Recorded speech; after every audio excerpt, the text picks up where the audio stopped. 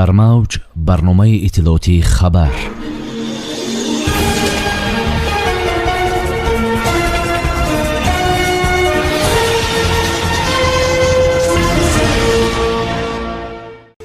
сафари кории президенти ҷумҳурии тоҷикистон муҳтарам эмомалӣ раҳмон ба ҷумҳурии қирғизистон. дар шаҳри гулистон мушовараи якҷояи вазорати корҳои дохилии ҷумҳурии тоҷикистон ва федератсияи русия баргузор хоҳад шуд. дар вилояти Суғд маъракаи даъвати баҳорӣ анҷом ёфт. тақдири талхи се ятим, нахустнамоиши филми «Се хоҳарон» дар шаҳри Душанбе. аз меъёри иқлимӣ баланд обу ҳавои тоҷикистон дар моҳи якуми тобистон.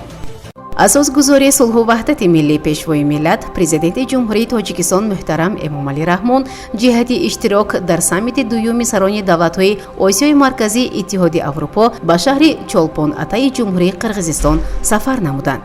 дар фурудгоҳи байналмилалии Душанбе роҳбари давлат муҳтарам эмомалӣ раҳмонро як гурӯҳ шахсони расмӣ гусел намуданд.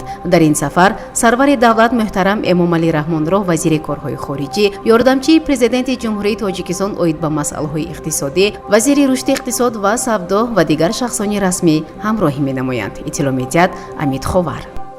санаҳои 5-6 июни соли равон дар шаҳри гулистони вилояти Суғд баргузории ҷаласаи навбатии мушовараи якҷояи вазоратҳои корҳои дохилии ҷумҳурии тоҷикистон ва федератсияи Россия дар назар аст. иттилоъ медиҳад Амид Ховар бо истинод ба вазорати корҳои дохилии мамлакат.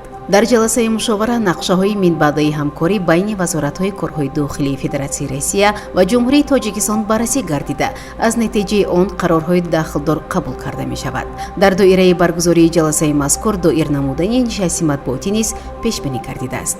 бояд гуфт ки ин ҷаласаҳо масъалаҳои муҳими ҳамкориро фаро гирифта, дар он мубориза бар зидди ҷиноятҳои фаромилӣ, мубодилаи иттилоот ва дигар масоили мубрами соҳа мавриди муҳокима қарор дода мешаванд.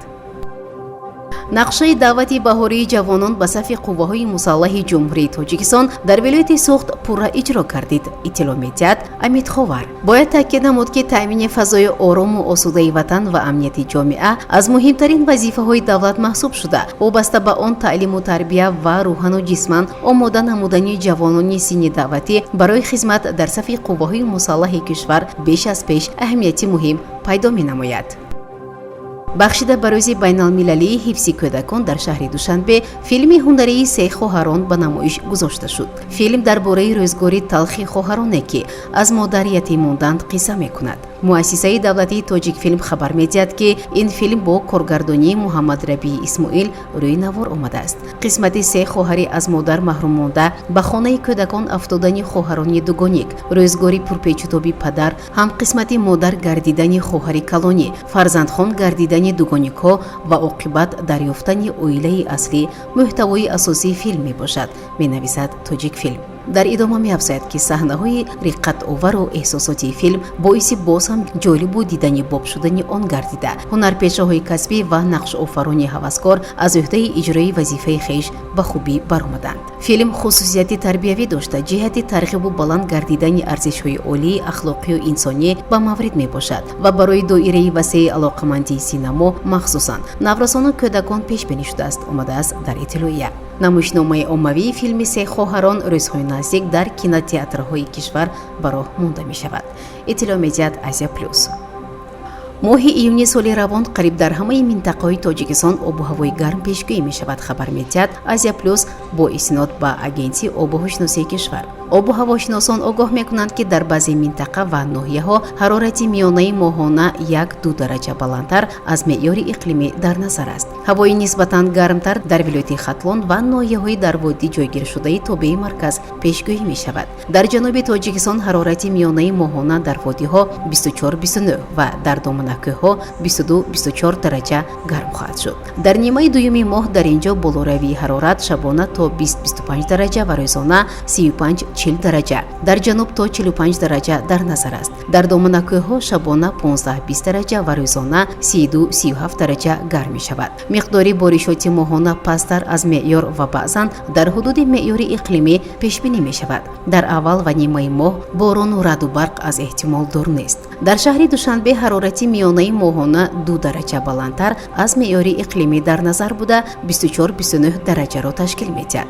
Дар нимаи аввали моҳи июн ҳарорат шабона 14-19 дараҷа, рӯзона 29-34 дараҷа гарм мешавад. Нимаи дуюми моҳ болоравии ҳарорат шабона то 25 дараҷа ва рӯзона то 40 дараҷа гарм шуданаш пешгӯӣ карда мешавад. Миқдори боришоти моҳона дар шаҳри Душанбе дар ҳудуди меъёри иқлимӣ пешбинӣ мешавад. Дар аввал ва нимаи моҳи июн боронҳои кӯтоҳмуддат бо раъду барқ аз эҳтимол дур нест. Дар вилояти Суғд ҳарорати миёнаи моҳона дар ҳудуди меъёр ва баъзан 1 дараҷа баландтар аз меъёри иқлимӣ дар назар буда, дар водиҳо 25-27, дар ноҳияҳои кӯҳӣ 12-14 дараҷа гармро ташкил медиҳад. Нимаи аввали моҳ дар шимоли кишвар тағйирёбии ҳарорат дар назар аст. Шабона 11-16 дараҷа, рӯзона 25-30 дараҷа то 31-36 дараҷа. Дар кӯҳҳо шабона 5-10 дараҷа то 8-3 дараҷа, рӯзона 15-20 то 21-26 дараҷа гарм мешавад. Нимаи дуюми моҳи июн болоравии ҳарорат дар водиҳо шабона то 19-24 дараҷа ва рӯзона 35-40 дараҷа. Дар кӯҳҳо шабона 12-17 ва рӯзона 25-30 дараҷа гарм пешгӯӣ мешавад. Миқдори боришоти моҳона дар вилояти Суғд дар ҳудуди меъёр ва баъзан баландтар дар назар аст. Дар даҳаи аввал ва дуюми моҳ боронҳои кӯтоҳмуддат бо раъду барқ аз эҳтимол дур нест. дар мавҷ барномаи иттилоотии хабар.